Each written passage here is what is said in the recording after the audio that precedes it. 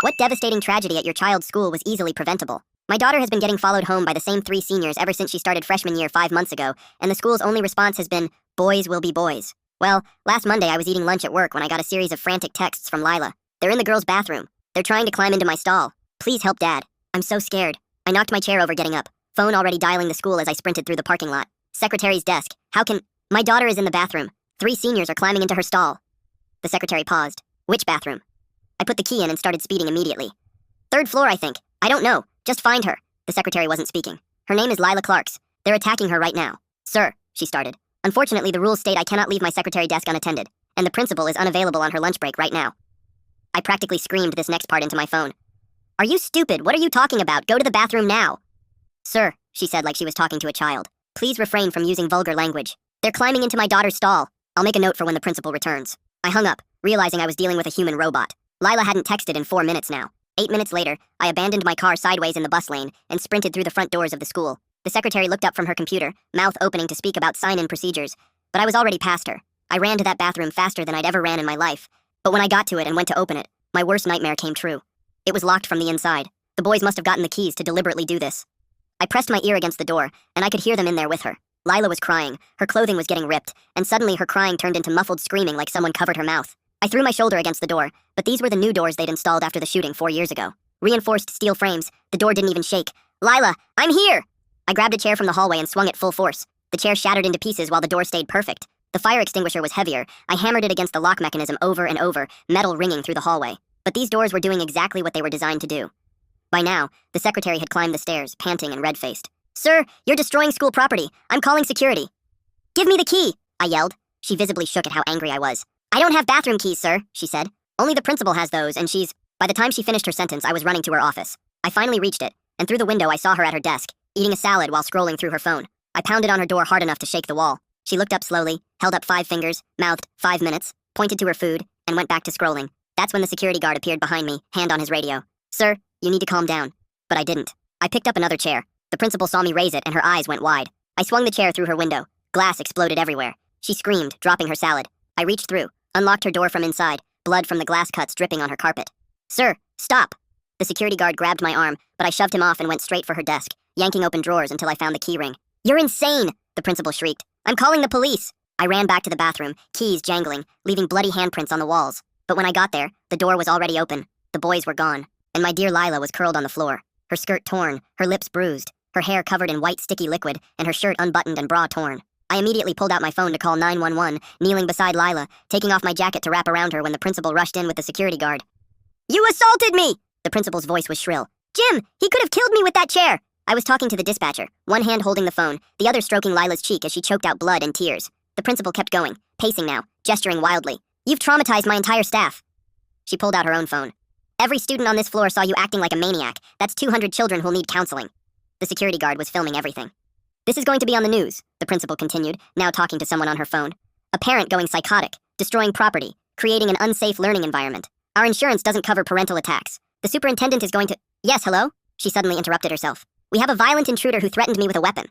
She gave my physical description and described the premeditated assault. She never mentioned the 3 boys or why I did what I did. When the police arrived 4 minutes later, she pointed at me first. That's him, the one who attacked me. 2 officers moved toward me while 2 more pushed past to get to Lila. The first officer put his hand on my shoulder and started guiding me away from my daughter. I tried to explain about the 3 boys, but he just said we'd talk at the station. My hands were still dripping blood from the window glass onto the bathroom floor. The paramedics rushed in with their bags and went straight to Lila, who was still curled up on the cold tiles. They started checking her over, and one of them called for a gurney while I watched from the doorway with the officer's hand still on my shoulder. The principal was already talking loudly to another officer about how I'd gone crazy and attacked her office. She kept pointing at me and using words like violent and unstable, while Jim held up his phone to show the video he'd taken. Nobody asked about the 3 boys or why I'd been trying to get into this bathroom in the first place. The paramedics lifted Lila onto the gurney and covered her with a white sheet while she kept her eyes closed tight. I moved to follow them, but the officer blocked my path. He told me I was detained for assault and destruction of property. I watched them wheel my daughter down the hallway while I stood there helpless. The principal kept giving her statement to anyone who would listen while they put handcuffs on me right there in the hallway. Students were watching from their classroom doorways, and some had their phones out recording everything. The officers walked me past all those staring kids, and I caught one last glimpse of Lila on the gurney with a female paramedic holding her hand and talking to her softly. At least someone was being gentle with her while they treated me like a criminal. They put me in the back of the police car and drove me to the station while I kept asking about my daughter, but they just said to save it for the detective. At the station, they took me through the booking process with fingerprints and photos against the white wall. My hands were still bleeding, and they had to clean them before they could get good prints. When they finally gave me my phone call, I didn't waste it on a lawyer. I called the hospital to check on Lila, but they wouldn't tell me anything since I wasn't there in person. All they'd say was that she was examined and I'd have to come in person for any information. I found out later that a victim advocate had met Lila at the hospital for the SANE exam while I was stuck in that holding cell. This woman stayed with her through the whole process and explained each step so Lila wouldn't be scared. The evidence collection took hours with photographs and swabs and measurements, while I sat in custody not knowing what was happening. They released me that evening with a citation and a court date for the property damage charges. The desk sergeant mentioned something about the principal not pressing assault charges at this time, which made it sound like she was doing me some kind of favor. I practically ran to my car in the station parking lot and drove straight to the hospital. I found Lila in a room on the 3rd floor all cleaned up, but her eyes looked empty, and she flinched when I moved too fast toward her bed. She whispered that I shouldn't touch her, but please don't leave either. I pulled the chair close to her bed so she'd know I was there, but gave her the space she needed. We sat there for a while without talking, until Detective Paula Norris showed up with her notebook. She interviewed us separately, starting with me in the hallway while a nurse stayed with Lila. I gave her the exact times from Lila's texts, and told her about the secretary refusing to leave her desk, and the principal holding up 5 fingers for her lunch. The detective took notes without much expression, but I saw her jaw get tight when I mentioned that 5-finger signal. She went in to talk to Lila after that, and I could hear soft voices through the door, but not the actual words. The hospital discharge planner came by with a stack of pamphlets about trauma responses and therapy resources, and what we should expect in the coming days. She talked about safety planning and follow-up appointments and gave us numbers to call if we needed help. My brain couldn't process all the information she was throwing at us about counseling and support groups and medical follow-ups. She kept talking about normal reactions to abnormal situations and how recovery isn't linear, and all these terms that just went over my head. All I could think about was getting Lila home and safe, and figuring out how to deal with everything that had just happened to us. The discharge nurse wheeled Lila out to my car while I pulled it around to the emergency exit. I helped her into the passenger seat, and she immediately curled up against the window. We drove in silence for 10 minutes before she finally spoke. "Don't tell Grandma yet," she said quietly. "Or anyone. I can't handle people knowing." I nodded and kept driving. The rest of the ride was silent except for her occasional sniffling. When we got home, I carried her bag inside while she walked slowly to the door. I went through every room checking windows and testing locks. The back door got an extra chair wedged under the handle. I pulled all the curtains closed even though it was still afternoon. My phone showed 14 missed calls from the school, but I deleted the contact completely. Lila stood in her doorway looking at her bed for a long moment. Then she turned and went to the living room instead. I found her favorite blanket in the hall closet and brought it to her. She wrapped herself up on the couch and closed her eyes. Neither of us said anything about school tomorrow because we both knew she wasn't going. My phone buzzed with a news notification, and my stomach dropped. The school had released a statement about a violent incident involving a parent. They described property damage and disruption to the learning environment. Not one word about the assault. The comments were already flooding in, calling me unhinged and dangerous. People were sharing the story and adding their own opinions about parents who can't control themselves. I turned my phone face down, but it kept buzzing with more alerts. Detective Norris called an hour later while Lila was dozing on the couch. She explained the interview process would be thorough but slow. She said Lila would have an advocate present for everything. Her voice was professional, but there was something understanding in her tone. She scheduled us to come to the station in 2 days. The next morning I made breakfast, but Lila only picked at the toast. She went back to the couch with her blanket while I answered work emails. 3 days later we drove to the police station for her formal statement. The advocate met us in the lobby and introduced herself to Lila. They went into an interview room together while I had to wait outside. I sat in that hard plastic chair for 2 hours watching the clock. Other people came and went, but I just sat there waiting. When the door finally opened, Lila looked exhausted, but the advocate said she did great. Detective Norris came out and told me Lila was very brave. We went home and Lila went straight back to the couch. The next afternoon, someone knocked on our door, and I found a process server standing there. He handed me papers and asked me to sign for them. It was a no trespass order from the school banning me from campus indefinitely. The document cited safety concerns and property damage. The irony of them caring about safety now made my hands shake. I signed for it and added the papers to my growing file. My phone was going crazy with notifications, so I finally looked. Someone had posted a video of me breaking the principal's window. It was edited to start right when I picked up the chair. You couldn't see the principal holding up 5 fingers or hear anything about Lila. The comments were brutal. Parents were calling me violent and unstable. They said people like me shouldn't be allowed near schools. I deleted my Facebook and Twitter accounts rather than read more. That evening, my boss sent an email asking about concerning reports he'd received. He scheduled a meeting with HR for the next day. The email mentioned conduct unbecoming and reputation damage to the company. My stomach sank, realizing this could cost me my job. I spent the night preparing documents and timeline notes. The HR meeting was uncomfortable with lots of questions about my judgment and decision-making. They put me on administrative leave pending investigation. 2 days later, I met with attorney Dimitri Lawson about the property damage charges. His office was downtown in a tall building with leather chairs. He listened to my story and took notes on a yellow pad. He said we could argue extreme circumstances, but warned me the principal had political connections. He started talking about plea deals and reduced charges. I wasn't ready to hear about accepting guilt for trying to save my daughter, but he said fighting it could make things worse for Lila's case. We scheduled another meeting for next week to review options. Meanwhile, Lila had her first appointment with therapist Samara Green. I drove her there and waited in the car while she went inside. The session was mostly paperwork and safety assessment according to what Lila told me after, but Samara taught her some breathing exercises for panic attacks. She showed Lila how to ground herself when the fear got too strong. It was the first time I'd seen Lila look slightly less scared since everything happened. She had another appointment scheduled for 3 days later.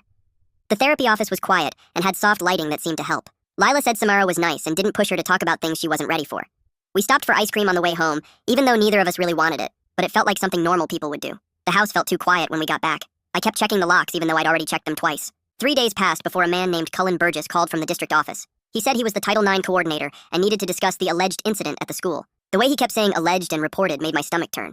I asked what they were doing to keep Lila safe right now. He told me everything had to follow proper process, and they couldn't rush to judgment. I hung up harder than I meant to.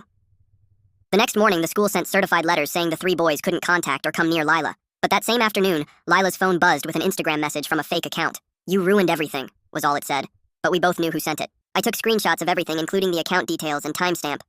Lila's hands shook for the rest of the day, even after I forwarded everything to Detective Norris. She called back 2 hours later with the first good news we'd gotten. The school had security cameras in the hallway near that bathroom, and she'd gotten the footage. You could see all 3 boys going into the bathroom area, right when Lila's text to me started. The timestamp showed this was happening while the principal was still at her desk eating lunch. This proved she could have helped, but chose not to. Detective Norris also got all the phone records from that day. Every single text Lila sent me was there with exact times. My call to the school at 12:47 was logged. The secretary's call to security about property damage came at 1:03, but she never mentioned anything about a student being attacked. Each piece of evidence made our timeline stronger. The detective said this pattern of documentation would help our case. Then the SANE nurse's report came in, and I had to run to the bathroom to throw up. The clinical words describing what happened to my daughter were worse than any nightmare. But Detective Norris said this medical evidence moved everything forward in a big way.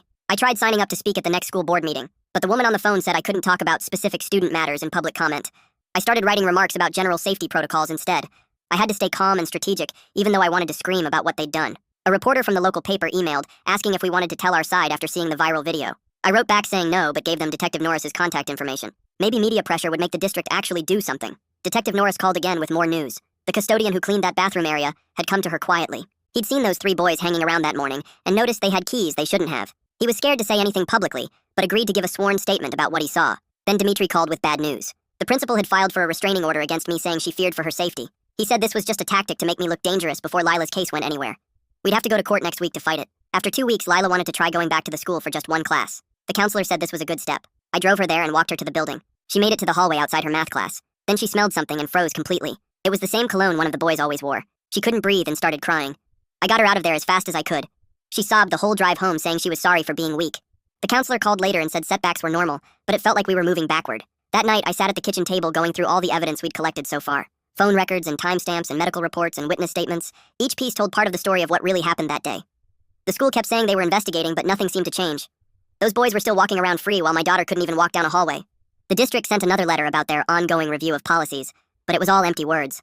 They wanted this to go away quietly, but I wasn't going to let that happen. Every day brought some new piece of bureaucracy or legal paperwork. Court dates for the restraining order and meetings with lawyers and forms to fill out. All while Lila stayed home trying to heal from what they did to her. The system that was supposed to protect her had failed completely, and now we had to fight it just to get basic justice. 3 days later, Dimitri called me at work and said the DA wanted to meet about my property damage charges. I drove to his office and he explained they were offering a plea deal for misdemeanor property damage with probation and paying for the principal's window. He thought I should take it because fighting the charges could complicate Lila's case and make me look unstable in court. My gut wanted to fight because I had a good reason for what I did, but Dimitri kept saying Lila needed stability more than I needed to prove a point. I signed the papers even though it felt wrong admitting guilt for trying to save my daughter. The next morning, Cullen Burgess from the district called about interim safety measures for when Lila returned to the school. They offered schedule changes so she wouldn't see those boys and an adult escort between classes and access to a private bathroom. I wrote down every gap in their plan, like what happens during fire drills or assemblies or if the escort was absent. Burgess kept saying it was the best they could do while still investigating, but their best wasn't good enough to protect her before, so why would it be enough now? 2 days later, I was loading groceries into my car at the store when someone called my name. I turned and saw a man in a suit walking toward me fast. He said he was one of the boys' fathers, and I was ruining his son's future over teenage mistakes that got blown out of proportion. I kept loading my groceries and didn't respond, but he followed me around my car saying his son was losing his college scholarships and getting death threats online. He threatened to sue me for defamation if I didn't make Lila drop the charges. I got in my car and started it, but he kept talking through my window about how boys do stupid things sometimes, and we were destroying his family. My dashcam was recording everything, including when he said his son might have gotten carried away, but didn't mean any real harm. I drove off while he was still talking, and saved that video file immediately. That afternoon, the district sent out an email to all parents calling the incident a student conflict that was addressed through proper channels. They praised their quick response and commitment to student safety without mentioning the assault, or that I had to break a window to get help. I started writing a response listing the actual timeline with every text and phone call, and how long each person took to respond or not respond. I included the secretary refusing to leave her desk, and the principal holding up 5 fingers for her lunch, and the 3 boys having keys they shouldn't have had. Dimitri reviewed my draft and made me take out the parts calling them incompetent and negligent, even though that's exactly what they were. Detective Norris called that evening with an update on her investigation. She'd interviewed all 3 boys separately over the past 2 days, and their stories were completely different. One claimed he was never in that bathroom at all. Another said Lila invited them in and everything was consensual. The third admitted being there but said the other 2 forced him to watch and he didn't touch her. Their parents had hired lawyers who were now trying to coordinate their stories, but it was too late because Norris already had their first statements recorded. She She said the contradictions actually helped our case because innocent people don't need to coordinate lies. A week later, someone knocked on our door at dinner time. Two people from Child Protective Services stood there with clipboards saying they needed to do a mandatory home visit because the case involved a minor. They walked through our house checking if Lila had a safe bedroom and enough food, and if I seemed stable enough to care for her. It felt humiliating having strangers judge our home, but the caseworker actually gave us helpful resources for trauma counseling and victim compensation funds. They determined Lila was safe, but kept the case open to provide ongoing support services. 3 weeks into therapy with Samara, something amazing happened. Lila slept through the entire night without waking up screaming or crying. She'd been using the grounding technique Samara taught her, like naming 5 things she could see, and 4 she could hear, and 3 she could touch. That morning, she came downstairs looking rested for the first time since the attack. We celebrated quietly with her favorite blueberry pancakes and didn't talk about why it was special, but we both knew this was huge. Detective Norris had been busy with subpoenas and called with big news. She got the principal's phone records from that day, showing multiple calls coming in during her lunch break that she didn't answer. The records proved she was lying about not knowing there was an emergency. Her lawyer tried to argue the records were private and inadmissible, but the damage was already done because now everyone knew she chose her salad over student safety. The next Monday, Lila wanted to grab something from her locker, even though she wasn't going to classes yet. We went early before school started, and when she opened her locker, a piece of paper fell out. Someone had written that she was a lying whore who was ruining good kids' lives. She started shaking and couldn't breathe. I took photos of the note and marched to the office where they finally agreed to install more cameras near her locker and classroom areas. It wasn't enough, but it was something more than their previous nothing. The restraining order hearing came up the following week. The judge listened to both sides and ended up issuing mutual stay-away orders, criticizing both the principal's delayed response and my property damage. She said we both acted inappropriately, even though the situations weren't remotely comparable. Dimitri said afterward this was actually good, because the judge didn't label me as the sole aggressor, which would have hurt Lila's case. The principal had to stay away from us too, which meant she couldn't testify as easily about my behavior that day. It wasn't the vindication I wanted, but in this messed up system, it counted as a win. 3 days later, Cullen Burgess called me into an executive session at the district office, where he sat with 2 lawyers and admitted the school hadn't followed any of the right steps when Lila reported the boys following her home months ago.